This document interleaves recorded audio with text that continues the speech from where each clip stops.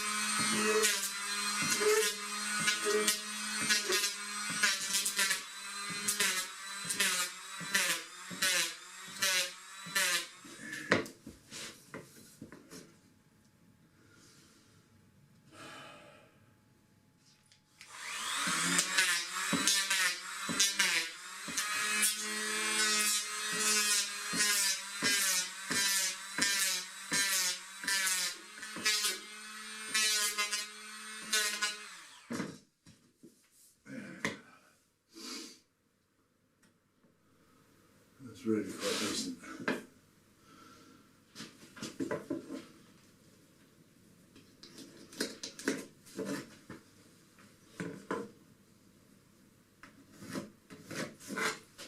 Yeah, it's quite good.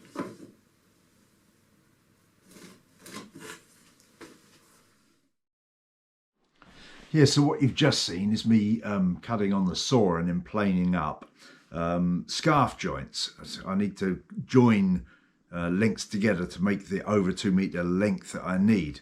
So I've cut a 10:1 ratio scarf, so 10 times the thickness of the wood in length, angular scarf joint.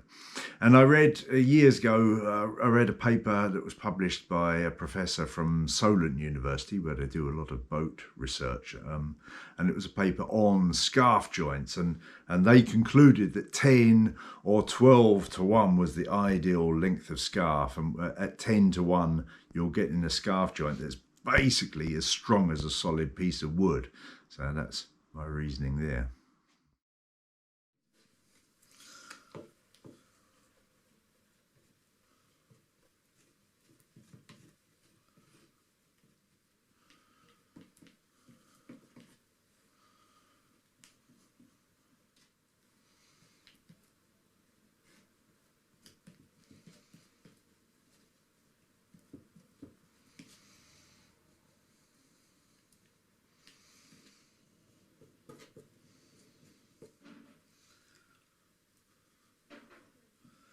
Enjoy it.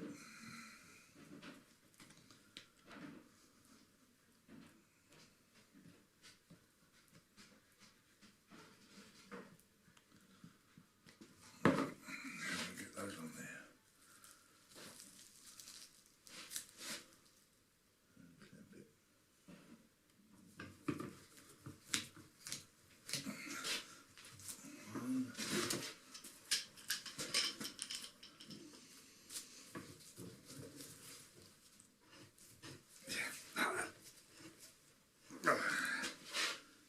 That should be pretty good. That's oozed.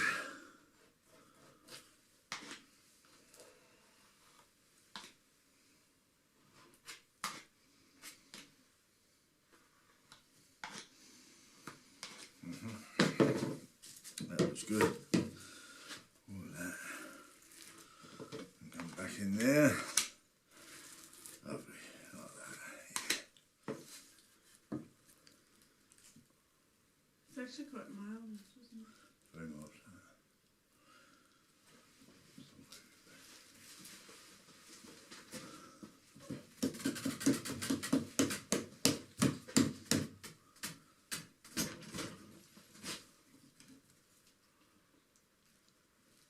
You can come and hold this chisel for me. Stop that bit of wood moving while I tighten it up. Okay. Let it come back to me a little bit. And I'll hit it with a hammer. It's okay. Look at that.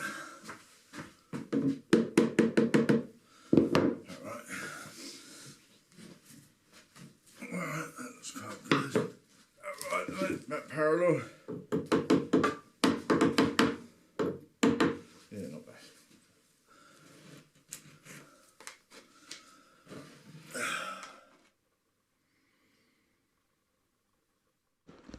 One of the good things is it's lovely, planed, square, beautiful finish. Look at the grain on that piece.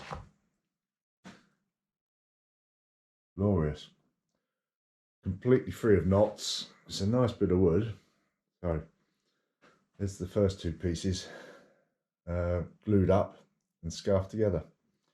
Let's unclamp it.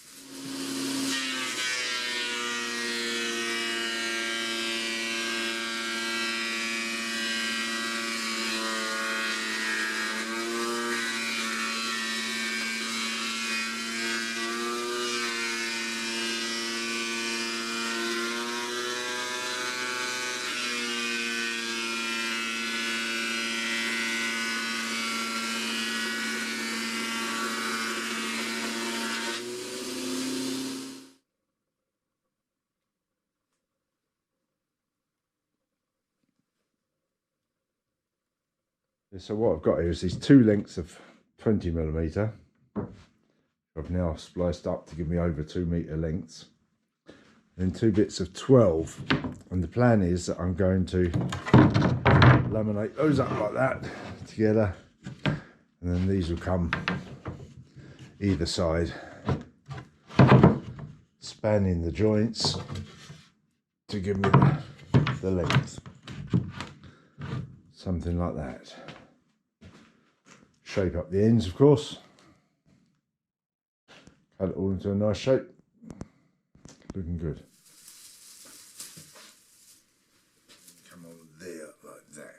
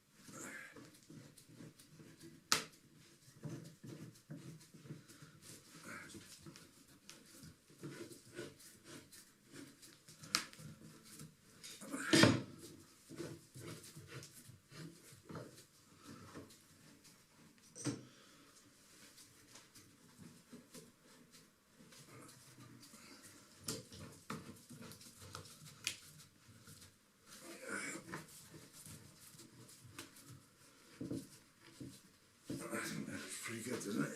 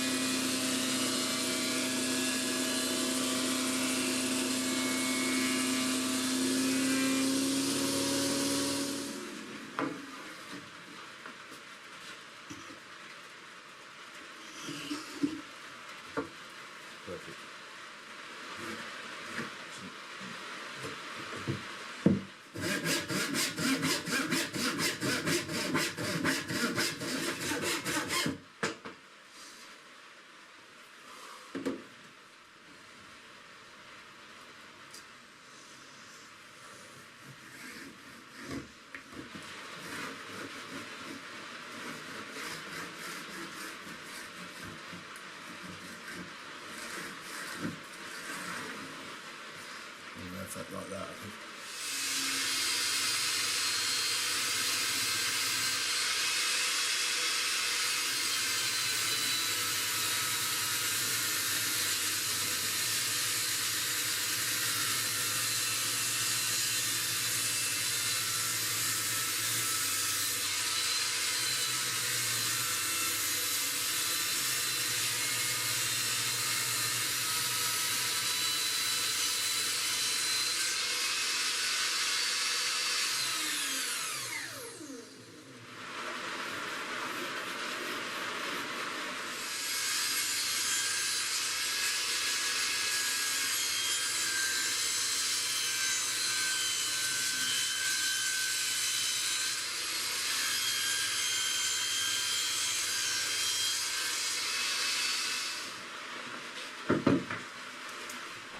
Well, it's yet another very rainy day. It's been raining for weeks. Everything's flooded here. Well, no, not here. We live on top of a hill, so we're okay. cellar's a bit wet, but all the rivers are full, overflowing. It's incredible. But here we are working on the tiller, and it's starting to look pretty good. Lovely bit of ashwood. And I'm about to shape up these side pieces here. As you'll see, it's fractionally longer. I made this one fractionally longer than the original, just to give me a little bit more length. And I like that. It's gonna be good.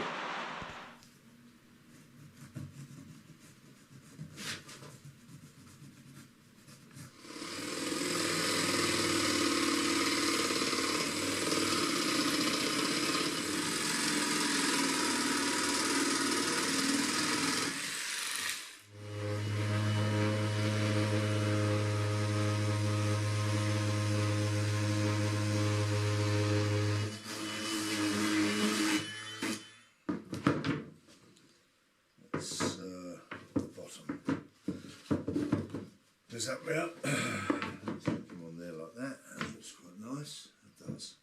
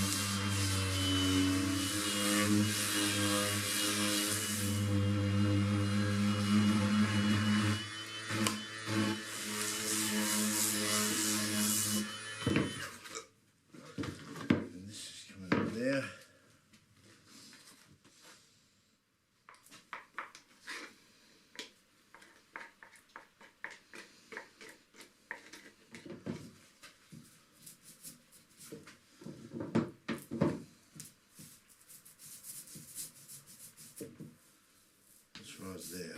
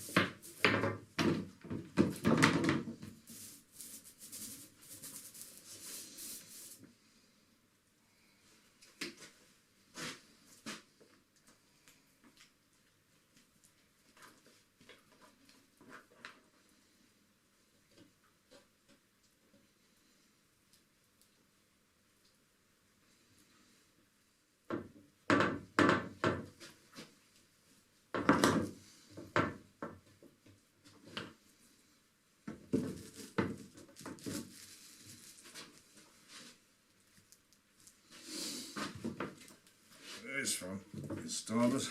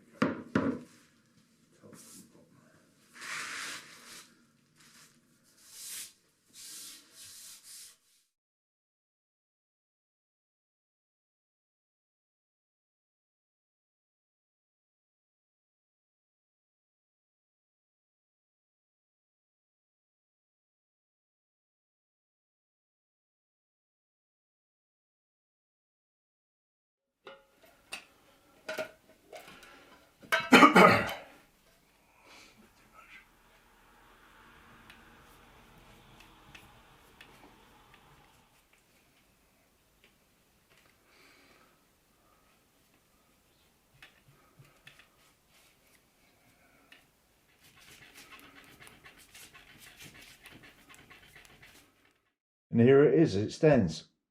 3 coats of varnish on there so far. Starting to get a nice gloss on it. Had to bring it indoors, too cold outside for varnish to dry. But coming along well. Using this, new to me, is Epiphane's, well, it's described, it's in Dutch and German here. Hardwood varnish oil is the literal translation. I don't know what it's called in English, but I say I've never used it before. But it's given me a really nice finish. It goes on easily, and yes, I'm happy with it. And that's where it is for this week. Obviously what I've got to do now is finish the varnishing, build up 8 coats and all around, so I can get half of it varnished, or half a coat in one day. So it's going to take me another week of varnishing. But also going to make up a stainless fitting similar to the one you saw on the old one, to fit on there, and then that'll be that done really. Drill a couple of holes in it and fit it in place. So it's come out well, I'm pleased with it. And the old one I'll store in the engine room. I think I've got room enough there to hang it in the engine room out of the way, and that will be there in case, of course. So it's coming out very well. Thank you for watching. That's where we're leaving it for this week. Obviously a massive thank you to the lovely people who support us on Patreon, via PayPal. If you'd like to support the project, head on over there. There are a few behind the scene videos. I try to get one up every couple of weeks. Things for people who are interested to have a look at. All right. One last thing, since you've watched this far. If you've watched this far, there's a good chance you're one of the regular viewers here, and thank you from me to you for being that. That's marvellous. One thing I've been toying with, and may well do, is put up a couple of videos of basic metalworking skills. It's something I feel would be a nice thing to have. You know, I learnt initially at school. I did metalwork at school, and then went on into technical college and later university even, where I did metalwork at all of those. But obviously not everyone has these opportunities these days. Metalwork at school doesn't exist anymore, to my knowledge. So I thought it would be a handy thing to get a couple of basic metalworking skill videos up. And they'll just come out between the regular videos. So if you see them, you know, if you're a metalworking expert, please ignore them. They're there for people who are perhaps interested in some fundamental metalworking skills. We'll see if I ever get that together. Maybe. See you next time.